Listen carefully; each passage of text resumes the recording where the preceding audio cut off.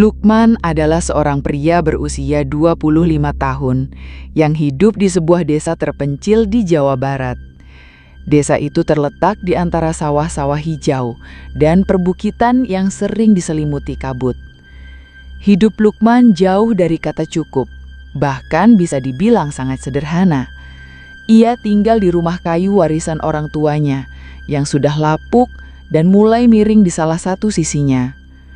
Pekerjaannya setiap hari adalah mengurus kebun kecil yang berada di tepi hutan desa. Tanah itu tidak luas, tetapi menjadi satu-satunya sumber penghidupan Lukman. Tangannya kapalan, kulitnya gelap karena sinar matahari, dan bajunya selalu terlihat usang. Namun, di balik wajah letihnya, ada impian besar yang terus menghantui hidupnya.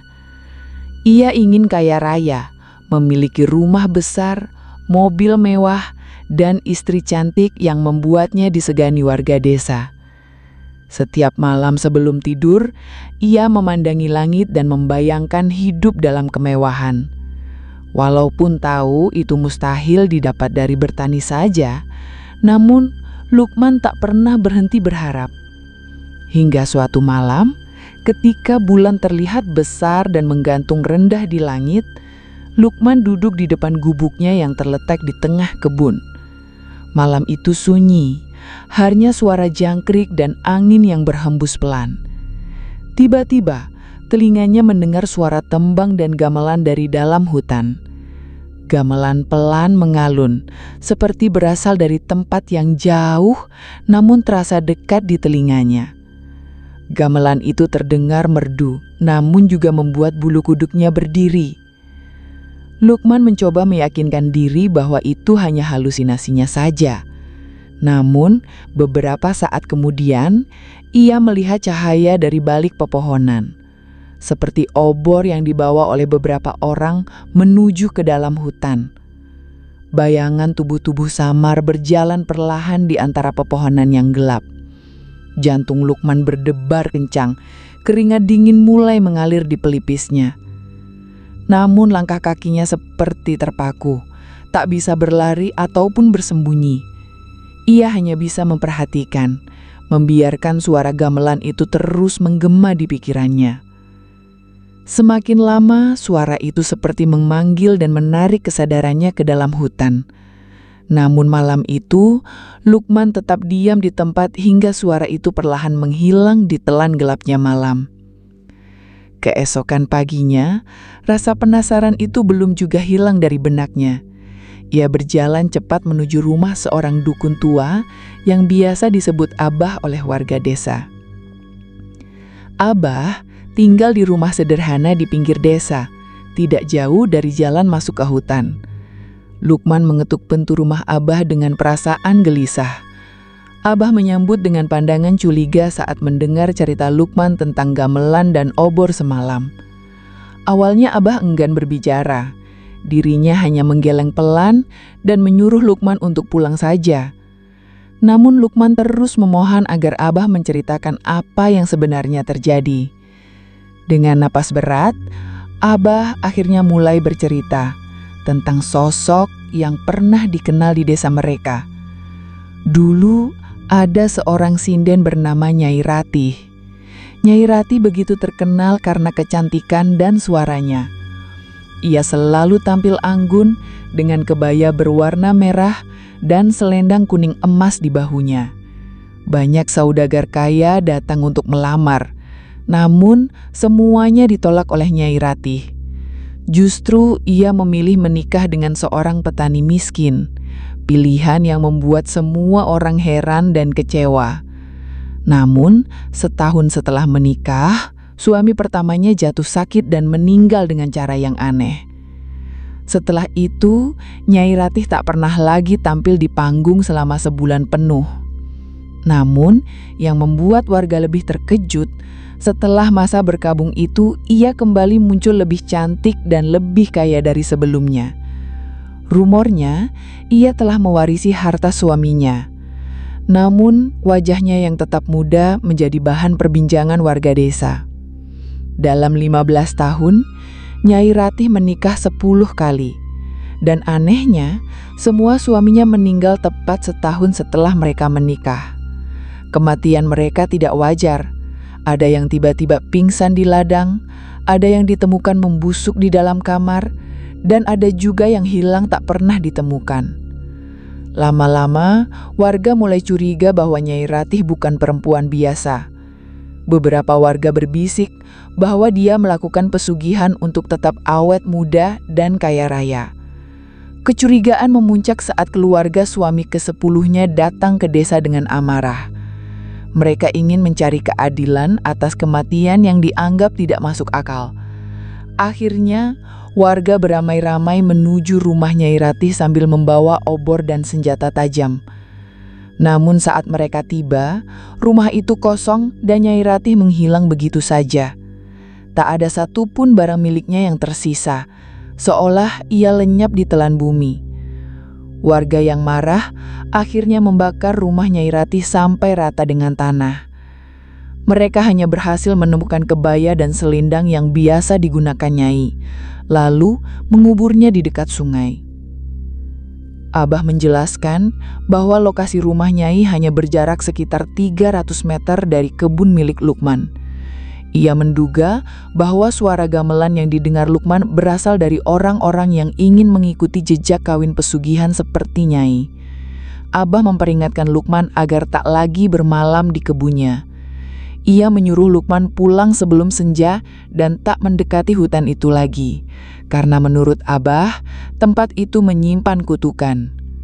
Namun, peringatan itu justru membuat hati Lukman semakin penasaran. Ia tidak takut dengan cerita yang disampaikan Abah.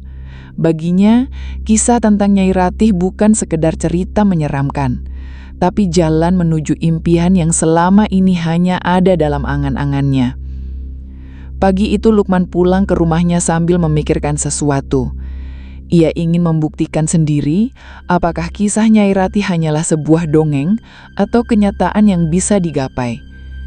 Hingga sore harinya, ia mulai bersiap untuk kembali ke kebunnya malam itu. Ia membawa makanan lebih banyak dan sebuah obor. Lukman telah menentukan niatnya, meskipun itu berarti melawan nasihat Abah dan kemungkinan menghadapi sesuatu yang tak bisa dia pahami. Karena dalam pikirannya, tak ada mimpi yang bisa dicapai tanpa risiko. Dan mungkin suara gamelan dari hutan itu adalah jawaban dari semesta untuknya.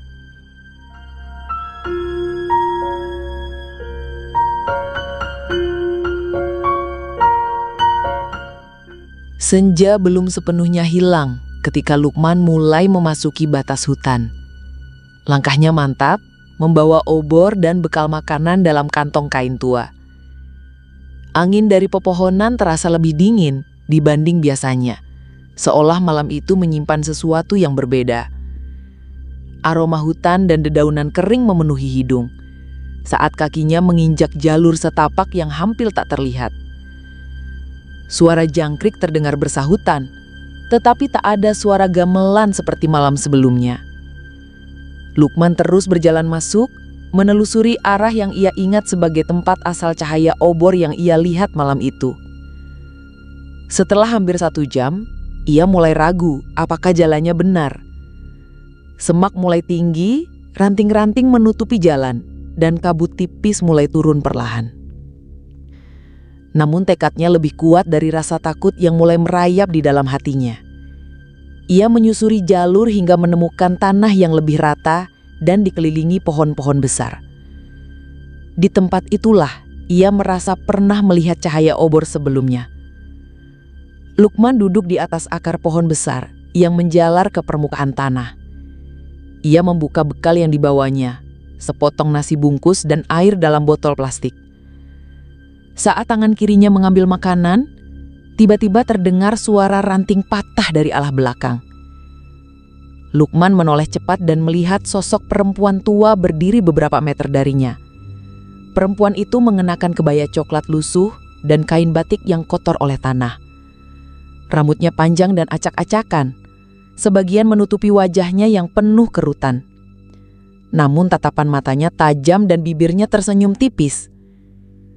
Perempuan tua itu meminta makanan dari Lukman karena mengaku belum makan sejak kemarin.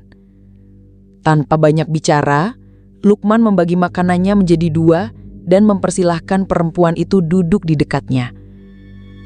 Perempuan tua itu duduk perlahan seolah tubuhnya sudah sangat rapuh, namun wajahnya tetap memperhatikan Lukman dengan seksama. Setelah menyantap sedikit nasi, perempuan itu berkata bahwa Lukman adalah pemuda yang baik hati. Namun tiba-tiba perempuan tua itu bertanya dengan suara lirih, apakah Lukman ingin hidup kaya raya dan dihormati seluruh warga desa? Lukman terdiam sejenak, lalu mengangguk mantap. Perempuan itu kembali bertanya apakah Lukman mau memiliki banyak istri dan rumah megah seperti yang ada dalam mimpinya.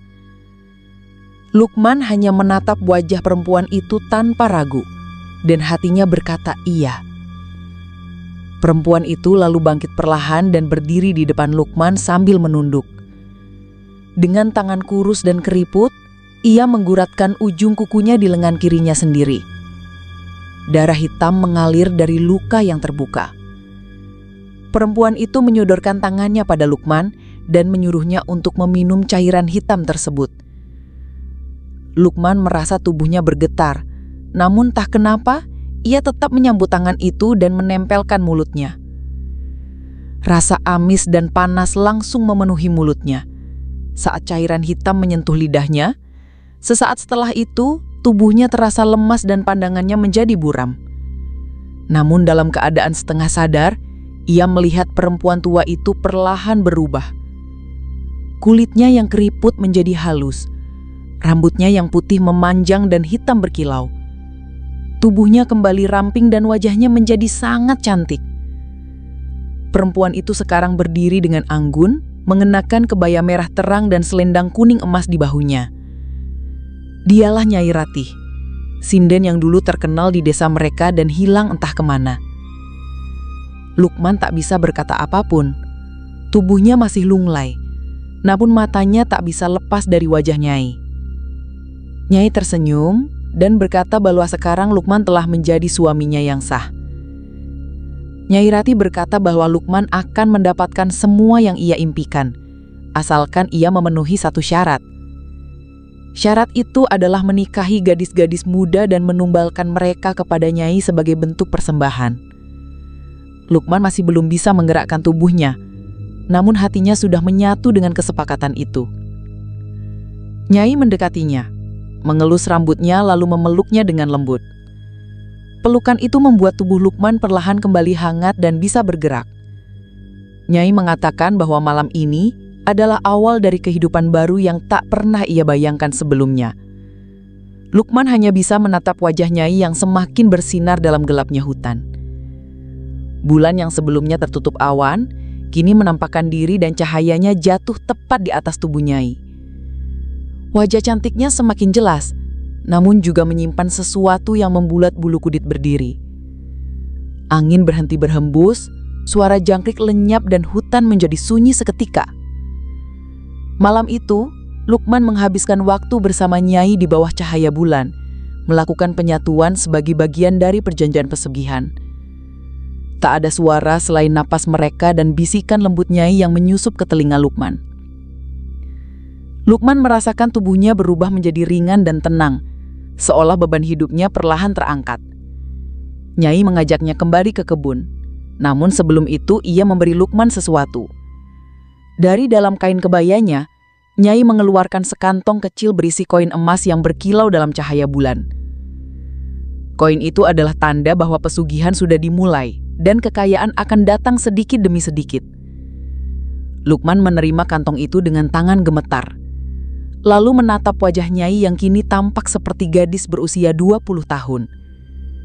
Malam itu, mereka berjalan perlahan keluar dari hutan, menyusuri jalan yang sama yang Lukman lewati sebelumnya. Namun langkahnya sekarang tidak lagi dipenuhi keraguan, karena di sampingnya berjalan seorang perempuan cantik yang kini menjadi istri pertamanya dalam perjanjian kawin pesugihan.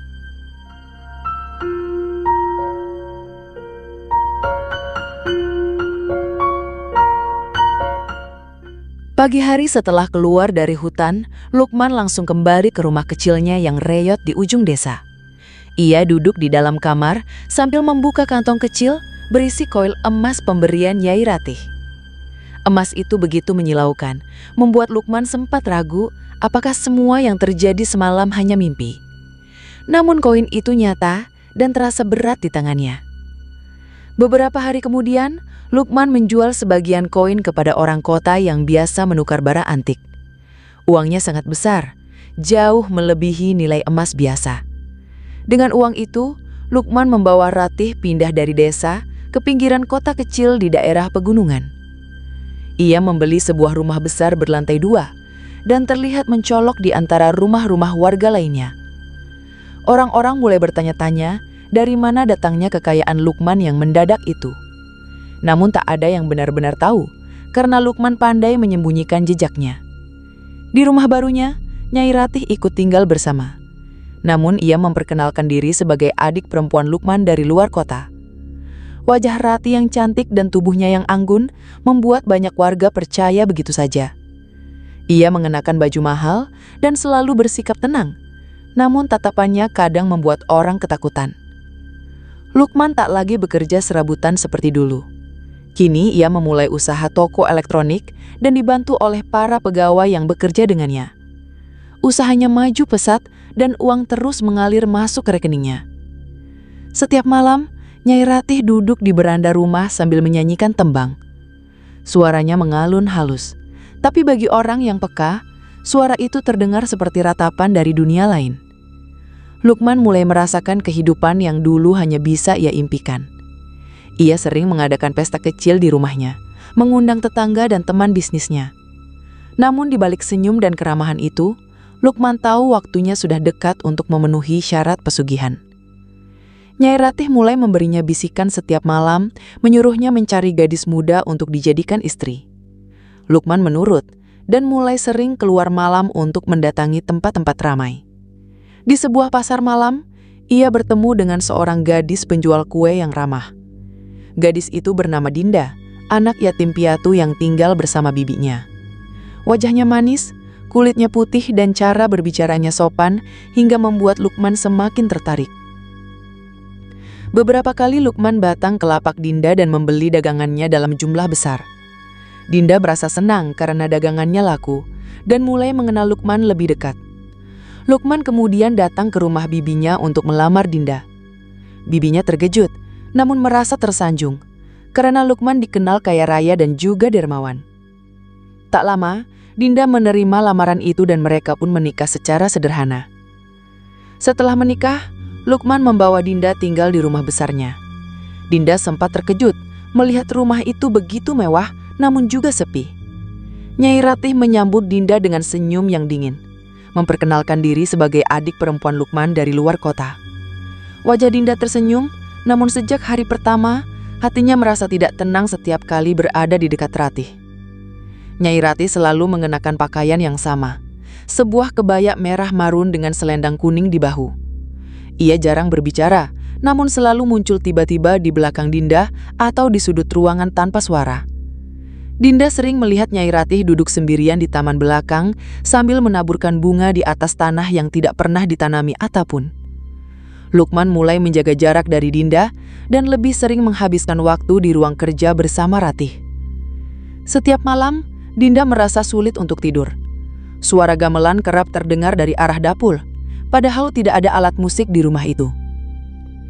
Ketika ditanya, Lukman hanya bilang Dinda mungkin lelah dan berhalusinasi.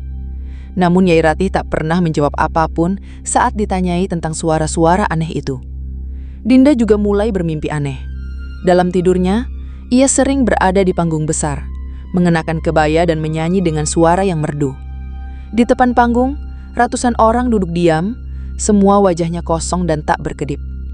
Di balik tirai panggung, ada sosok pria muda yang terus memanggil namanya, namun suaranya begitu mengerikan. Dinda terbangun berkali-kali dengan tubuh berkeringat dan jantung berdebar. Ia merasa ada sesuatu yang salah di rumah itu, tapi tak ada yang bisa menjelaskan kepadanya. Hari-hari berlalu dan Dinda mulai kehilangan semangat untuk hidup. Wajahnya pucat, tubuhnya melemar dan ia lebih sering tidur sepanjang hari. Lukman tak menunjukkan rasa iba. ia justru semakin sibuk mengurus usaha dan mulai merencanakan pembukaan toko baru di kota lain. Nyai Ratih malah sebaliknya. Ia terlihat semakin segar dan cantik. Kulitnya yang semula hanya sekilas tampak muda, kini benar-benar seperti perempuan usia 20-an. Para tetangga yang dulu memuji kecantikannya, kini mulai merasa takut saat melihat sorot matanya yang tajam dan dingin. Di ruang tamu rumah itu, ada cermin besar berbingkai kayu jati tua yang selalu ditutup kain putih. Suatu malam, Dinda membuka kain penutup itu dan melihat bayangannya tidak bergerak mengikuti tubuhnya. Bayangan itu tersenyum ketika Dinda ketakutan dan mundur perlahan. Sejak saat itu, Dinda tak pernah lagi melewati ruang tamu saat malam. Lukman semakin yakin bahwa waktunya sudah dekat untuk menuai kekayaan yang lebih besar lagi. Nyai Ratih mengatakan bahwa persembahan pertama akan menentukan besarnya rezeki yang datang berikutnya. Lukman hanya mengangguk tanpa berkata apapun. Dalam hatinya, ia sudah siap melewati batas yang bahkan manusia biasa tak akan berani menyentuhnya.